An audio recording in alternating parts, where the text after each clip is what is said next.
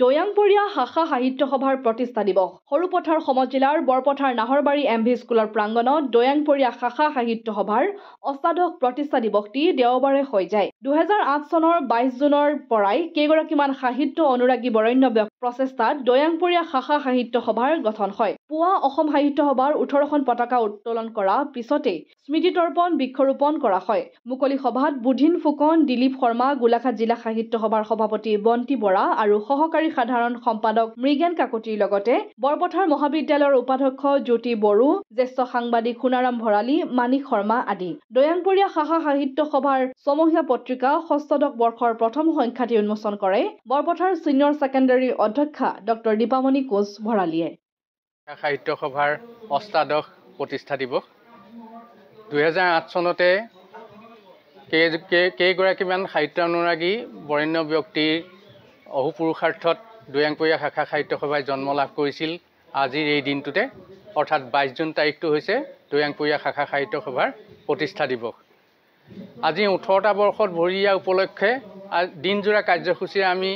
দিৱসটি পালন কৰিবলৈ আগবাঢ়িছিলোঁ পুৱাতে আমি 18খন অসম সাহিত্য সভাৰ পতাকা উত্তোলন কৰাৰ পিছত আমাৰ স্মৃতি তৰ্পণ বৃক্ষৰোপণ আৰু দৈয়াংপৰীয়া শাখা সাহিত্য সভাৰ স্থায়ী কাৰ্যালয়ৰ লৌহ প্ৰৱেশদ্বাৰখনি উন্মোচন কৰা হয় ইয়াৰ পিছত 11 বজাত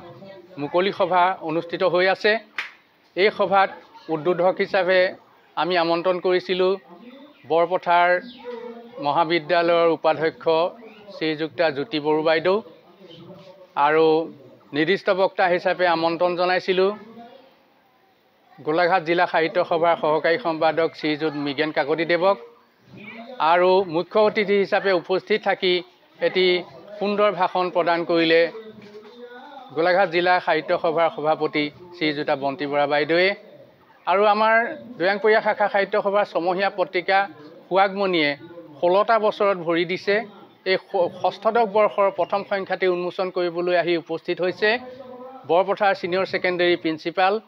শ্ৰীযুতা দীপামণি কোচ ভৰালী বাইদেউ আৰু এই সভাতে বিশিষ্ট অতিথি হিচাপে উপস্থিত আছে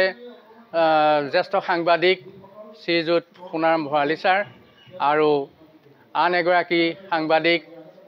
শ্ৰীযুত মানিক চন্দ্ৰ শৰ্মা ডাঙৰীয়া আৰু দৈয়াংপৰীয়া শাখা সাহিত্য সভাৰ সকলো বিষয়ববীয়া আৰু সদস্যৰ সহযোগত স্থানীয় ৰাইজ সাহিত্যানুৰাগী যিসকল ব্যক্তি ইয়াত উপস্থিত আছে